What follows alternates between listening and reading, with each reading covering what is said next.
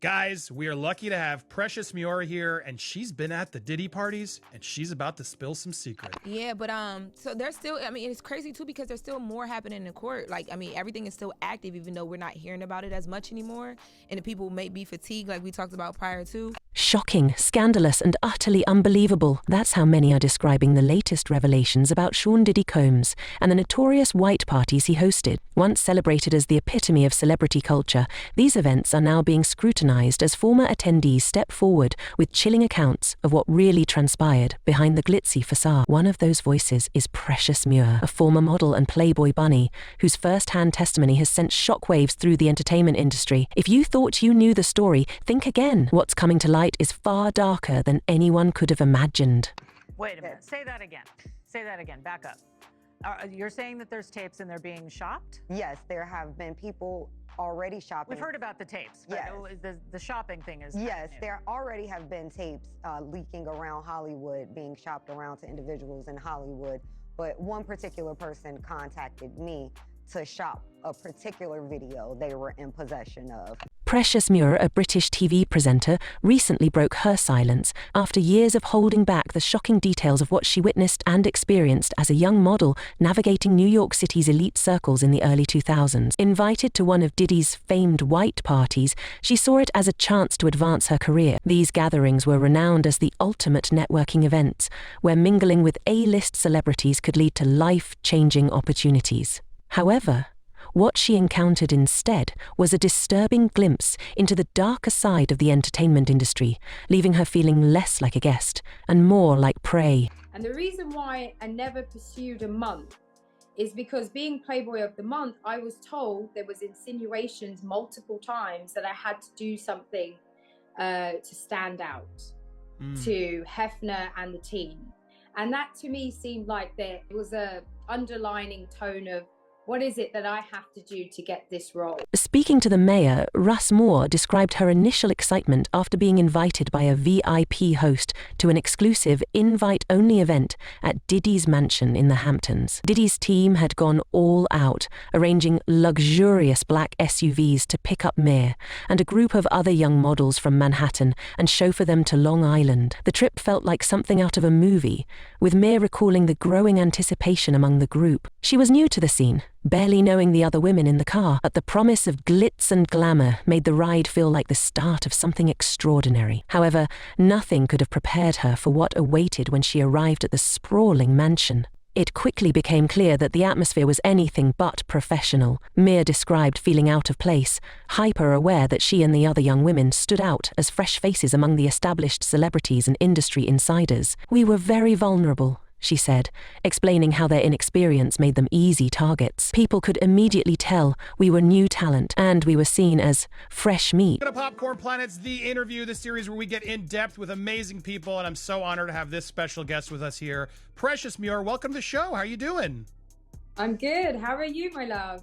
I'm great. I'm so happy to have you here. I'm making sure I center you a little bit more. There we go. So honored to have you here. You have some stories to tell. You've survived the white parties. The party began innocently enough, with champagne flowing freely and music blasting across the property. But as the day wore on and the sun began to set, the mood shifted. Muir recalled seeing women dressed provocatively, some slipping into behavior that could only be described as uninhibited. It didn't take long for her to realize that the party had multiple layers, phases, as she called them, that revealed themselves the longer you stayed. By the time the night progressed into its later stages, the event had turned into something far darker. Okay, so basically I was a Playboy bunny. So a Playboy bunny representing New York State.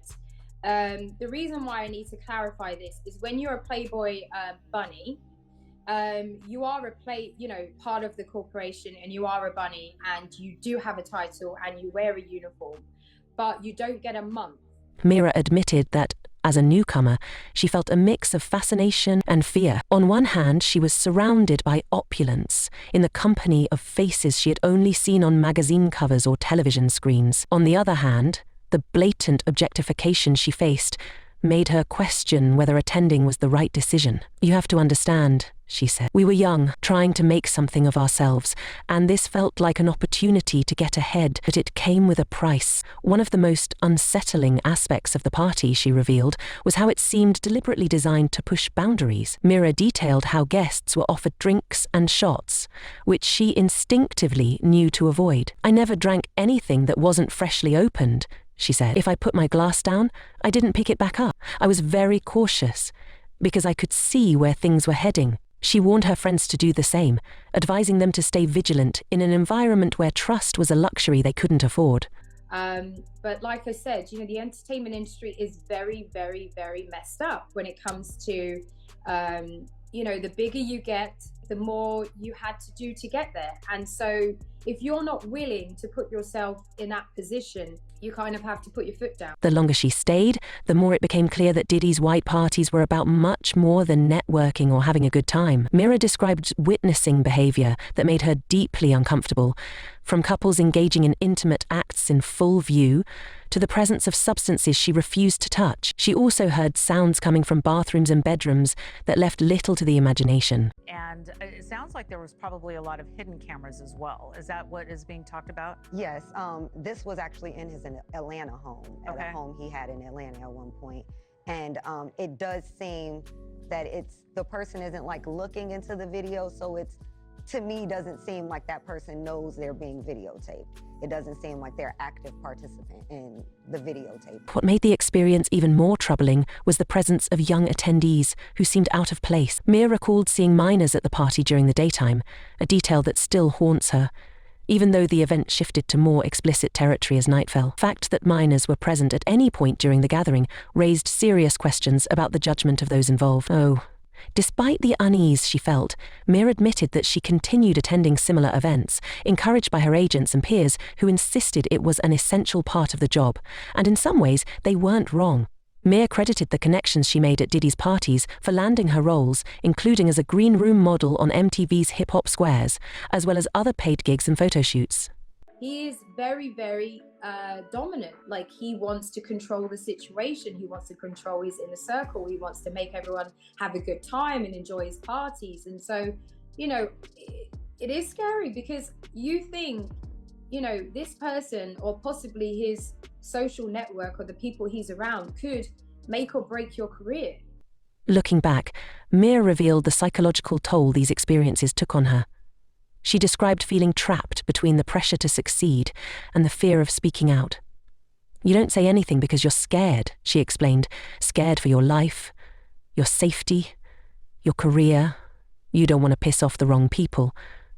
Diddy, she said, carried an aura of power and dominance that made defiance feel impossible. He'd had this way of making you feel like he was in control of everything.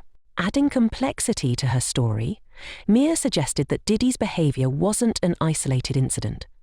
She believes his actions were part of a larger pattern within the entertainment industry, one that has been normalized over decades. He didn't invent this lifestyle, she said. He learned it from others. The names she mentioned, figures like Russell Simmons, Andre Harrell, and Clive Davis, are titans in their own right, each with their own controversies. Muir argued that this culture of exploitation is systemic, passed down from one generation of industry leaders to the next. If you say the wrong thing or you complain or I don't know, there's an element where you're just, I guess, manipulated in a way to make you feel like, oh, you have to please everyone around you. You can't say anything wrong. You don't want to say a bad thing, or when they're constantly asking, would you like to do drugs? And you're like, well, I don't do drugs. And they're like, well, why don't you do drugs? The pressure to conform wasn't just internal. It was enforced by the environment itself. Muir recalled how security at these parties took extreme measures to maintain privacy. Phones were often confiscated, and guests were made to sign non-disclosure agreements before entering certain areas of the mansion. Hidden cameras, she claimed, were rumoured to be spread throughout the house, capturing footage that could later be used as leverage. While she never personally signed an NDA, Muir said she knew others who had, especially those who stayed for the later stages of the party. allegedly these events to invite them back to these private mansion parties and hotel parties and God knows what else. But he was utilizing the branded events to be able to, you know, get the girls to come over to his private spaces. Perhaps most disturbing were the stories of manipulation and coercion that surfaced from these events. Muir described how newcomers, eager to make an impression, were often pressured into situations they couldn't easily escape. It was a form of control. She said they wanted to see who was easy to manipulate. For many, the allure of fame and success was enough to silence them, even when their boundaries were crossed. There is so many people involved in this situation that works the machine here. That, you know, Diddy's obviously the head of the whole situation, you know, the king of parties, but there is multiple other people involved that are helping along the situation, or you know, participating in some way. Because as Muir's account unfolds, it becomes evident that Diddy's white parties were less about celebration and more about maintaining a power dynamic that benefited a select few at the expense of the many. The question isn't just what happened at these events, why they were allowed to persist for so long. Muir's story serves as a harsh reminder of the price some pay in the pursuit of their dreams.